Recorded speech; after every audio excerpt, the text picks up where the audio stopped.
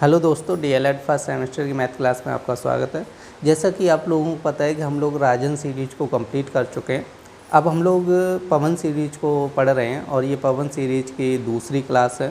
तो जिन लोगों ने अभी तक चैनल को सब्सक्राइब नहीं किया है, कृपया वो लोग चैनल को सब्सक्राइब कर लें और ज़्यादा टाइम ना वेस्ट करते हुए देखते हैं आज की क्लास का जो फर्स्ट क्वेश्चन दिया गया वो क्या दिया गया। तो देखिए, पहला क्वेश्चन क्या कह रहे कि 100 का 3/4 प्लस 920 का 30% सरल करें। इसको सरल करने की बात कर रहे हैं, हम लोग सॉल्व करना होगा। ठीक है, तो हमसे कह रहे हैं कि 100 का 3/4। ठीक है, का मतलब क्या होता है? गुणा होता है। ध्यान रखो, जहाँ पे का लगा होगा तो उसका मतलब क्या होता है? गुणा होता है।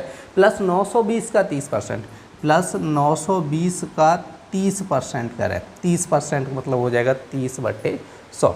समझे? अब देखो, इसको सॉल्व कीजिएगा। 4 से इसको काटेंगे कितनी बार? 25 बार कटेगा। अब यहाँ पे देखो, 2 जीरो से 2 जीरो कैंसिल हो जाएंगे। 25 गुणे 3 करो, कितना हो जाएगा आपका?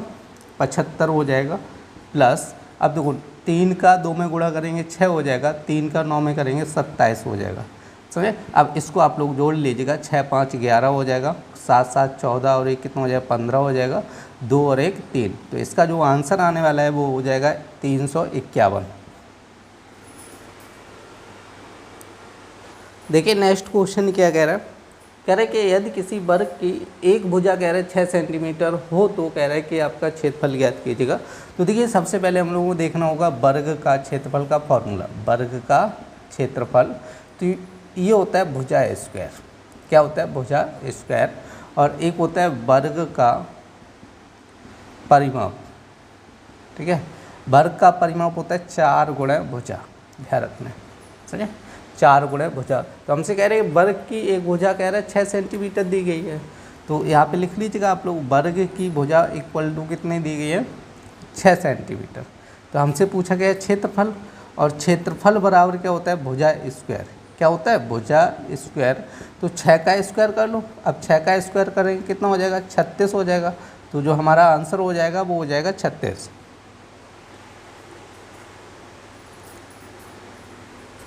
देखिए, नेक्स्ट क्वेश्चन क्या कह रहा है? कह रहा है कि संख्याओं 13, 39, 273 का मासा ज्ञात करो। तो देखिए, सबसे पहले क्या करेंगे? 13 का भाग करेंगे 39। 13 तिया 39 होता है, तो ये कैंसिल हो जाएगा। क्लियर नहीं? अब देखो, यहाँ पे क्या करेंगे? 13 का भाग हम लोग करेंगे 273, क्योंकि हमें मासा निकालना है और भाग विष से हल करना होगा। ठीक है, शॉर्ट में नहीं लगाना है, ध्यान रखना है, क्योंकि सॉल्व करके दिखाना है। समझाया? क्योंकि देखो, कंपटीशन लेवल की तैयारी कर नहीं रहे हम लोगों को, सॉल्व करके पूरा आपको दिखाना पड़ेगा, तभी नंबर मिलेंगे। तो देखो, अब हम लोग क्या करेंगे? 13 का 273 भाग करेंगे तो 2 बार यहाँ पे जाएगा। 13 दूनी 26 हो जाएगा। कितना बचेगा? 1। फिर यहाँ पर 3 आ जाएगा, तो 13 से फिर कट जाएगा पूरा। 13 एकम 13। तो देखिए, दोनों संख्याओं में 13 से भाग चला गया, तो इसका मतलब ये हुआ कि हमारा जो मासा हो जाएगा वो कितना हो जाएगा? 13।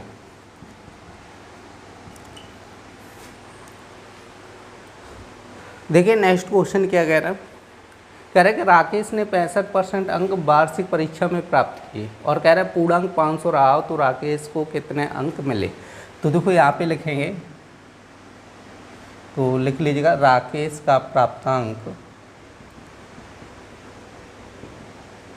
Equal to 65%।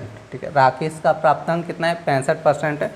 और उसके बाद लिखना है पूर्णांक इक्वल टू कितना हो जाएगा? 500 रुपये। ठीक है, वो सॉरी 500 अंक हो जाएगा, रुपए नहीं होगा। ठीक है, तो पूर्णांक कितना दिए गए? 500 दिए गए। तो हमसे पूछा है राकेश ने कितने अंक प्राप्त किए। तो यहाँ पे लिखना है प्राप्त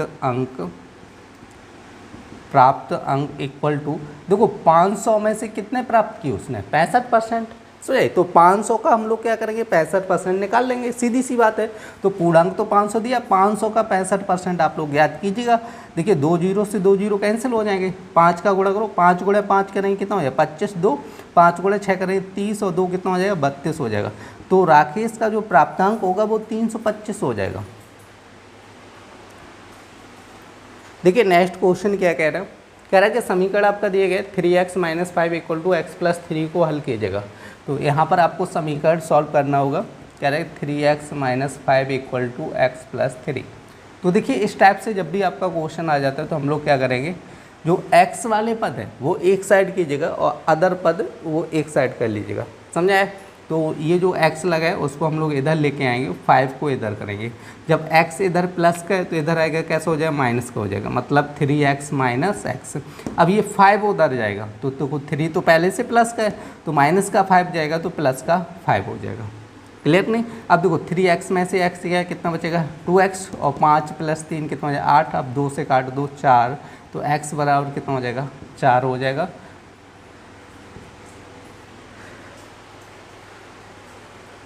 देखिए नेक्स्ट क्वेश्चन क्या कह रहा है, कह रहा है कि सभ्यता के विकास के समय संख्याएं क्या कहलाती थीं। तो इसका आंसर लिखना पड़ेगा हम लोगों को। तो लिखिएगा सभ्यता के विकास के समय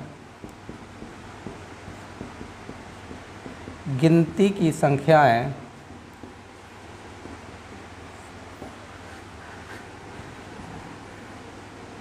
प्राकृतिक संख्याएं कहलाती थी। प्राकृतिक संख्याएं कहलाती थी। तो पूछा गया था आपसे कि सभ्यता के समय जो संख्या है वो क्या कहलाती थी। तो सभ्यता के समय जो गिनती की संख्याएं होती थी उनको हम लोग क्या कहते थे, प्राकृतिक संख्या कहते थे। ये हमारा आंसर हो गया। देखिए नेक्स्ट क्वेश्चन क्या कह रहा है, कह रहा है कि संख्या किसे कहते हैं। तो इसका भी आंसर लिखना पड़ेगा। तो लिखना है जिन शब्दों से वस्तुओं की गिनती का बोध होता है,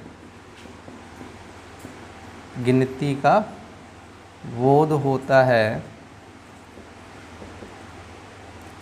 गिनती का बोध होता है, उन्हें संख्या कहते हैं। ठीक, लिखा है कि जिन शब्दों से वस्तुओं की गिनती का बोध होता है, समझे। जैसे हम लोग क्या करते हैं, वस्तुओं को काउंट करते हैं, जैसे 1 2 3 4, ठीक है। तो 1 2 3 4 ये क्या हो गया, संख्या हो गया। तो वही सिंपल भाषा में लिखे कि जिन शब्दों से वस्तुओं की गिनती का बोध होता है उसे हम लोग क्या कहते हैं, संख्या कहते हैं। देखिए नेक्स्ट क्वेश्चन क्या कह रहा है, कह रहा है कि संख्यांक से क्या अर्थ है। तो यहाँ पे आपका संख्यांक पूछा गया है कि संख्यांक से क्या अर्थ है। तो यहाँ पे लिखना है संख्याओं को जिन संकेतों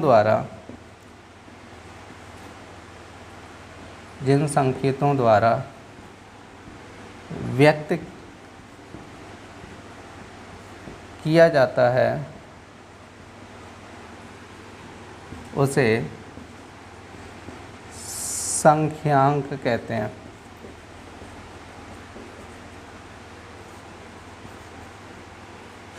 तो संख्यांक का मतलब क्या होता है, संख्याओं को जिन संकेतों द्वारा व्यक्त किया जाता है, ठीक है, तो उनको हम लोग क्या कहते हैं, संख्यांक कहते हैं। जैसे 1 इसी टाइप से व्यक्त करते हैं, जैसे 2 लिखना है तो हम लोग कैसे व्यक्त करेंगे, ऐसे।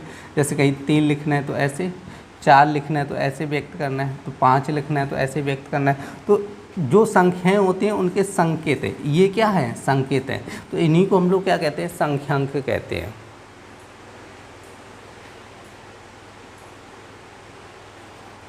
ये थी DLED फर्स्ट सेमेस्टर की मैथ क्लास। उम्मीद करते हैं आप लोगों को पसंद आई होगी। यदि पसंद आई तो कृपया लाइक करें और ज़्यादा से ज़्यादा शेयर करें, जिससे कि ज़्यादा से ज़्यादा लोग जुड़ सकें।